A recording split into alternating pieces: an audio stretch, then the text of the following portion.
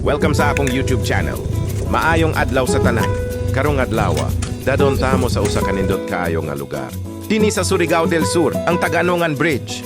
Kini nga tasog ligon nga tulay maoy nagdugtong sa mainland. Paingon sa usa ka pero puno sa kinabuhi nga isla. Samtang naglakaw o nagbiyahe ka diri, makita gyud nimo ang kahayag sa dagat ug ang preskong hangin nga makarelax kaayo sa pamati.